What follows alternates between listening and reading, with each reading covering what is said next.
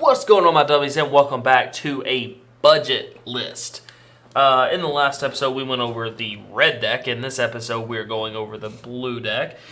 If you're not familiar with the channel or with the videos or in the series, what I'm trying to do here is basically for people that have bought one of each of the starter decks and then a booster box at the pre-sale. These are for people that are wanting to play with their friends and just enjoy the game for right now, just get a feel for it kind of thing. That's what these lists are for. It's not for going to a tournament and trying to win it. It's not for people that are wanting to be competitive. So that's kind of like what you're trying to look for. This is not for you. You can probably tell seeing the Sunomon. But without further ado, I'm going to get into this deck list. So the first thing we have is a Sunomon. The 4 copies from the starter deck with his ability if he's battling a Digimon that has no evolution sources, plus 1000 DP. Pretty good balanced card. I will say that for every Upamon that you pull, start replacing them. Like put an Upamon in and then start replacing the Sunomons from there. That's just a really good... It's the best Digitama out, in my opinion. Fight me. Just so much card advantage comes from that, and it works around what you're trying to accomplish with this deck. So, like, you're never going to feel bad about it. Next up, we have Gabumon from base set 1. The reason we're playing Gabumon over some of the other stuff we can play is I don't want to play another vanilla, and I'd like to have a card that does something. The only other card we could play would be the Gabumon, and the Gabumon is a rare. So if you wanted to put Gabumon in because you just pulled some, great, put them in instead of the Gabumon. But I'm trying to keep it, like I said, as budget-friendly as possible. Commons, uncommons, some rares kind of thing. Not much. So, but his inheritable skill is on deletion, gain 1 memory. So if he's got something over him and he dies, you gain a memory. It feels good when it happens. The next one we have is Gabumon from the starter deck. He is 2 to play, 0 to evolve, 3000 DP. Just a generic, really good rookie. The next up, we have Gabumon from the starter deck. 3 to play, 0 cost to Digivolve, 2000 DP. When we attack, we can remove the bottommost evolution source from one of our level 5 or less Digimon our opponent has. So that keeps up with what we're trying to do. We're trying to get stuff out from under our opponent so we can gain really good effects later on. So like that's why the Gabumon stays. Like I'm trying to build it around the starter deck instead of trying to build it around something that's not there from the booster boxes. So yeah, Gabumon, definitely a good card. Next up, we have our level 4s, our champions. We play 2 Frigimon. It's a common, jamming, which is a really good ability. And this actually posts in later on, jamming is a really good mechanic. And there are some decks coming out in 1.5 that revolve around jamming, and this is one of the cards that's played there. So keep your eyes on it. Keep a hold of at least a playset, because if you want to play, if you enjoy liking the jamming mechanic, go nuts, play it.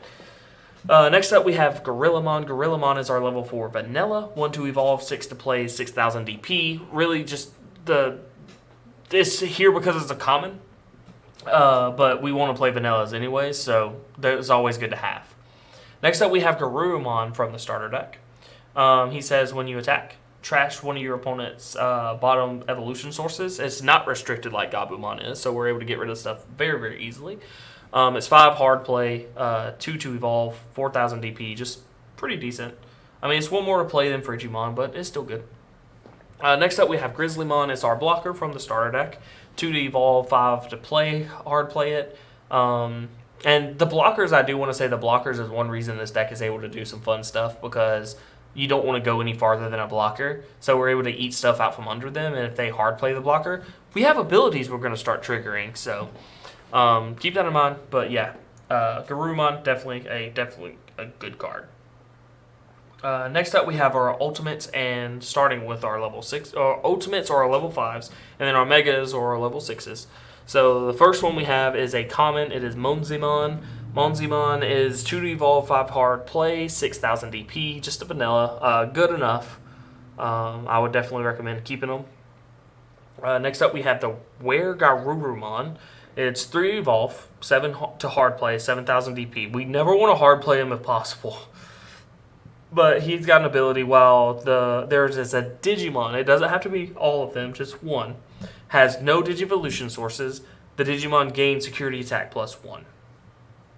Meaning we're dealing 2 damage, which is always really good. Normally this is going to be under one of your mega levels because you're not going to go from one, you're not going to hard play most of them. But next up we have Sabre Leoma. Sabre Leomon says, when you Digivolve him, you trash 4 of your opponent's Digivolution sources from under one of their Digimon. So basically get rid of all. This card's really good, especially if you have a rare Garumon under it, because you trash all of them and then you swing for 2 security. Keep in mind, though, he does not have a lot of power, and he is an uncommon. Other cards that you can put in its place are very minimal. There's not a lot. I mean, you could start playing the Machine Dramon, so it can't be blocked. But I like the Sabre Leomon because it goes around what we're trying to do to get that security attack off with the rare Garumon. So that's why I have it this way. Next up we have Plesiomon.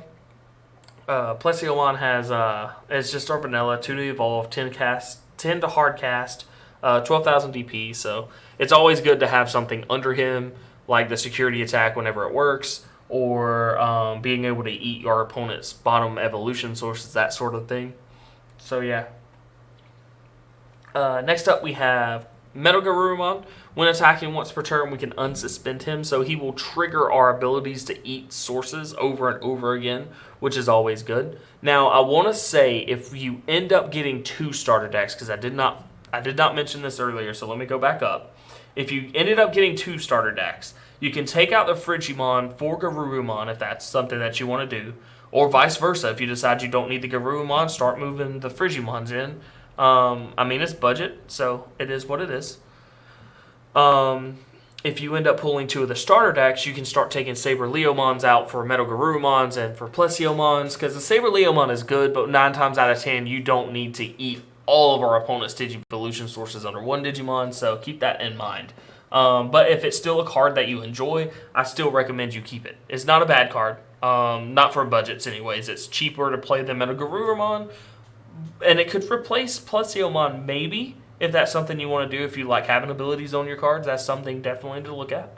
Because we're not playing Omnimon here. Remember, we're playing budget. So, but we're able to unsuspend him twice or once per turn when we attack. So, Metal Garumon is pretty good, at least for a budget standpoint.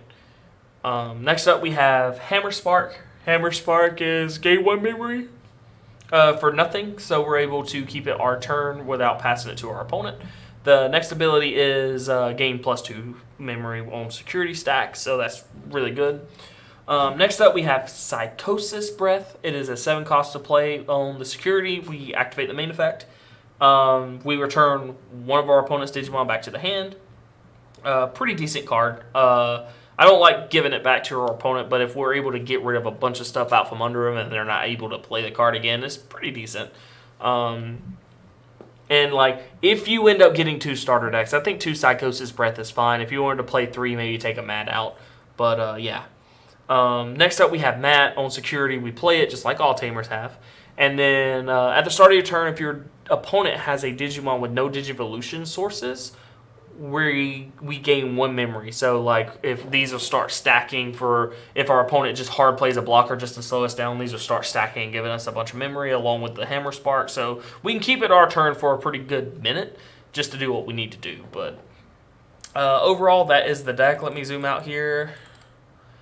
But yeah, this is how I would do it, and I gave you guys some recommendations on how everything else could run, so keep that in mind. But if you like the video, leave a like and a comment and subscribe, guys. You guys are giving me so much good love, and I enjoy it so much. Thank you so much for everything.